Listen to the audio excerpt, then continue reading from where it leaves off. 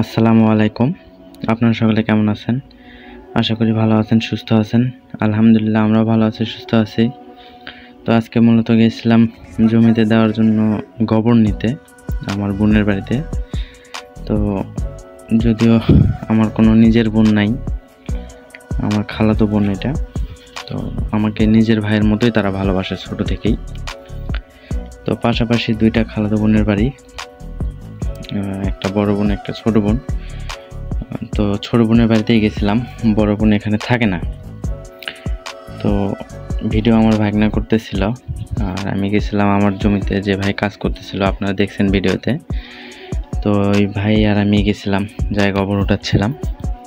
তো গোবর ওঠানোর পর আমরা ভ্যানওয়ালারে ফোন দিব, তো উনি ভ্যান নিয়ে আসবেন। তো আপনাদেরকে দেখাবো আমরা জমিতে গোবর দেওয়ার জন্য গোবর নিয়ে আসছিলাম, তারপরে গোবর দিয়েছিলাম, সার দিয়েছিলাম, এগুলো দেখাবো আপনাদের, সাথে থাকুন।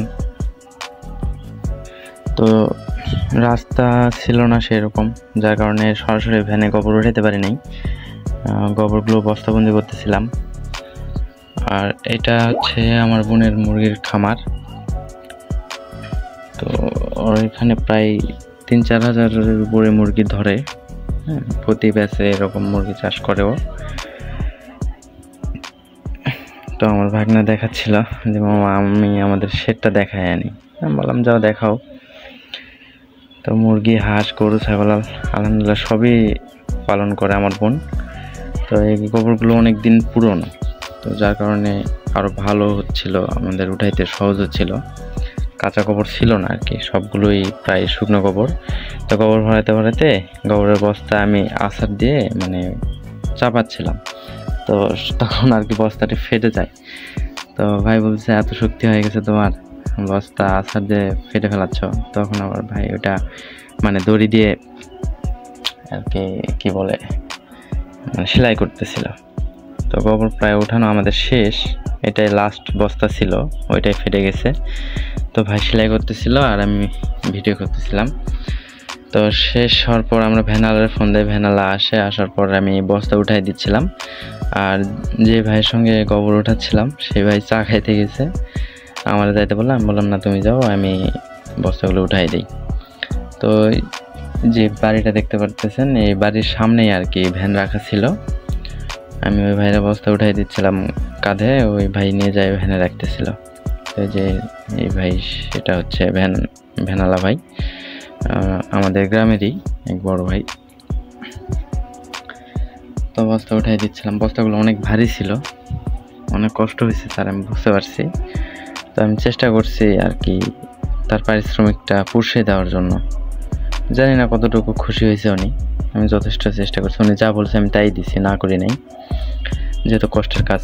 তো আমরা ভ্যানে করে বাসায় নিয়ে আসি আর কি, জমিতে নিয়ে আসার পর এই যে ভাইয়ের সঙ্গে বস্তা ভরাচ্ছিলাম, সে ভাই কাঁধে করে বস্তাগুলো নিয়ে যাবে, যে জমির বিভিন্ন জায়গায় রাখতেছিল। এটাতে 4টা দিয়েছিলাম আর ওই পাশে ওইটাতে দিয়েছিলাম 3টা, যেহেতু ওইটার আখ প্রায় বড় হয়ে গেছিলো, ওই জন্য ওইটাতে বেশি দেয় নাই। আর এটার আখ ছোট ছিল, এই জন্য এটাতে আর কি বস্তা একটা বেশি দিছি। আর ওই পাশে আমার একটা জমি আছে, ওই রাস্তার ধারে, ওই যে গাছগুলো দেখা যাচ্ছে ওখানে, আপনারা দেখছেন ওই জমিটা। তো ওই জমিতে দিয়েছিলাম 3 বস্তা। বস্তাগুলো ভ্যান থেকে নামানো প্রায় শেষ, আর 2টা আছে, তো আপনাদেরকে দেখাবো। তো এই যে আমার ধানও প্রায় বের হয়ে গেছে, কিছুদিন পর আপডেট দিব ধানের কি অবস্থা, 2-1 দিনের মধ্যে আপডেট দিব ইনশাল্লাহ। খুব সুন্দর বাতাস ছিল, রোদও ছিল। আর গোটা বাংলাদেশে রোদের কথা আর কি বলবো, গোটা বাংলাদেশে একই অবস্থা, প্রায় 39-40-এর মধ্যে আর কি আপ ডাউন করতেছে আবহাওয়া, প্রচণ্ড পরিমাণে তাপ। আমরা একটা ঠান্ডা নিয়ে খাইলাম সবাই মিলে। তো প্রায় লাস্ট বস্তা নেওয়ার জন্য আমার ভাই চলে আসছে। তো এই বস্তাটি নেওয়ার প্রায় শেষ, এখন নিয়ে যাবে, আমি দাঁড়ায় আছি। আমি বস্তা উঠাই দিলাম না তখন, তো ভাই বলছে এটা উঠাই দিতে হবে না, এটা আমি একাই উঠাবো। আমি হাত দিতে যাচ্ছিলাম, তো বলতেছে না হাত দিও না, আমি নিয়ে যাচ্ছি। তো নিয়ে যাই ওই জমিতে রাখবে। তো রাখার পর আমরা বস্তা থেকে গোবরগুলো মানে ঢালবো, ঢালার পর হয়তো কিছু গোবর মানে দলা দলা হয়েছিল, সেই গোবরগুলো আর কি মানে আমি ভেঙে দিব দলাগুলো, আর ভাই ছিটিয়ে দিবে জমিতে, গোবরটা সুন্দরভাবে ছিটিয়ে দিবে। সেটাও দেখাবো আপনাদেরকে যে আমি গোবরগুলো ভাঙতেছি আর ভাইয়ের কাছে কাছে নিয়ে যায় রাখতেছি, মানে সুবিধা মতো জায়গায় রাখতেছি, ভাই শুধু ছিটাই দিচ্ছে আর কি।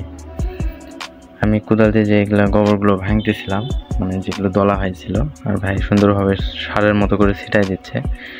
তো গোবর ছিটানোর পর আমরা আবার সার ছিটাবো। আমার মেয়ে আসে দেখতেছে, ওর তো আর কোনো কাজ করতে দিচ্ছে না, গোবর এগুলো নাড়তে দিচ্ছি না, যদি আমার মেয়ের অ্যালার্জি বের হয়েছে। তো প্রথমে এই জমিটাতে ছিটাচ্ছিলাম, কারণ এটা মাটি প্রায় শুকিয়ে গেছে, একদম শুকিয়ে কাঠ হয়ে গেছে, মাটিতে একদম রস নেই। এটাতে গোবর সার আগে ছিটাবো, সেটা আজকে হয়তো পানি দিব রাতে পানি দেওয়ার কারণে আপনাদেরকে হয়তো দেখাতে পারিনি। তো গোবর প্রায় আমাদের এটাতে দেওয়া শেষের দিকে, আর একটা বস্তায় আছে। তো লাস্ট বস্তা এটা এইটুকু ছেটানোর পর আরেকটা বস্তা আছে, ওইটা ছেটাবো। ওইটা ছেটানোর পর আর কি আমরা ওই পারের জমিতে পার হব। তো দেখতে থাকুন, আমাদের সঙ্গে থাকুন। আমি এরকম গামলাতে, মানে আমাদের এখানে গামলা বলে, জানি না অনেক জায়গাতে বোল বলে, তো গামলাতে করে গোবর আমি নিয়ে যাই ভাইয়ের কাছে রাখতেছিলাম, যাতে তার মানে তাড়াতাড়ি ছেটানো হয় আর কি। তো কৃষিকাজ করতে গেলে তো পরিশ্রম করতে হবে, রোদ গরম দেখে লাভ নাই।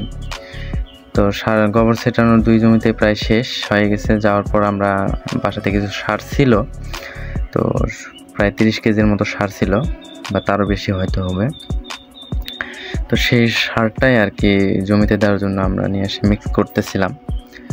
তো আমি এই পারে যে জমিটা যেটাতে মিক্স করতেছি, এটাতে আখ একটু বড়, যার কারণে এটাতে সার দেই নাই বেশি আর কি, সার দিতে চাচ্ছিলাম না আমি একদমই, কারণ এটা মোটামুটি আখ হয়ে গেছে।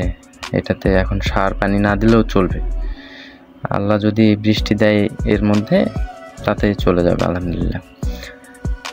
তো এখন আমি শুধু ওই যে পিছনে যেটা মানে ওইটাতে আখ ছোট ছোট আছে, এই কারণে আর কি ওইটাতেই আর কি বেশি সার গোবর দেওয়ার চিন্তা করতেছি, যে ওই মানে আখটা আমি বেশি দ্রুত আর কি বড় করে নিব, আমার দরকার ওইটা, কারণ বৃষ্টি হলে আমার ক্ষতি হয়ে যাবে। তো যার কারণে ওটা দ্রুত বড় করার চিন্তা। আর আমার মেয়ে তো মানে খুব চেষ্টায় আছে যে নাড়বে এগুলা, কিন্তু আমি নাড়তে দিব না, কারণ ও অসুস্থ, এই জন্য মন খারাপ করে আর কি দাঁড়ায় আছে, শুধু দেখতেছে আমাদের দিকে আমরা কি করতেছি। তো ভাই মিক্স করতেছিল, পরে আবার আমি একটু হেল্প করি ভাইরে মিক্স করতে, কারণ একা একা মিক্স করা আর 2 জন মিক্স করা অনেক তফাৎ হয় আর কি, 2 জনে মিক্স করলে মিক্সটা ভালো হয়, একা একা আর কত করবে আর কি। উনি অনেক কষ্ট করছে আমার জন্য, ওনাকে ধন্যবাদ। তো এই যে আমিও আসি মিক্স করার জন্য, যদিও আমি এর একবার জমিতে সার দেওয়ার জন্য আর কি করছিলাম, ধানের জমিতে ধান লাগানোর শুরুতে আমার পা কাটা ছিল, তো সেই সারটা আমার পায়ে ভরার কারণে মানে পায়ে লাগিয়ে গেছিলো সারটা, যার কারণে মানে অনেক দিন যাবত আমি ভুগছি আর কি ওই কাটাটা নিয়ে, প্রায় ইনফেকশনের মতো হয়ে গেছিলো। যাই হোক আলহামদুলিল্লাহ এখন অনেক ভালো আছি, মানে শুকিয়ে গেছে। তো ভাই সার নিয়ে যাচ্ছে, তারপরে আমি ভাইরে আগায় দিব আর কি, কারণ অনেক সার এগুলো নিয়ে যাওয়া অনেক কষ্ট, মানে প্রায় ওখানে 10 কেজির মতো করে সার ধরতেছে ভারী। ভাই যাচ্ছিল সার দেওয়ার জন্য জমিতে।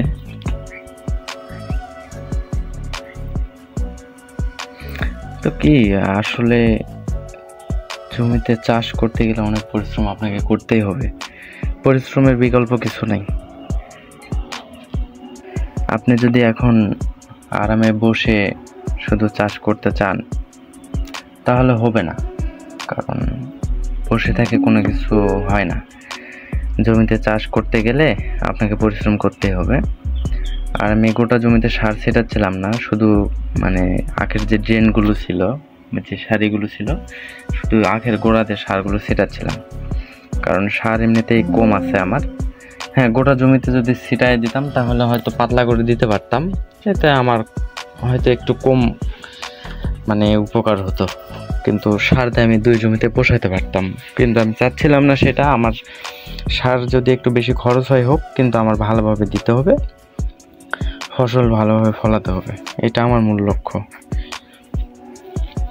আসলে যারা খামার করে, জমিতে চাষ করে, মানুষের যে কত কষ্ট করে এসব করে, সেটা যারা এই লাইনে আছে শুধু তারাই বুঝবে।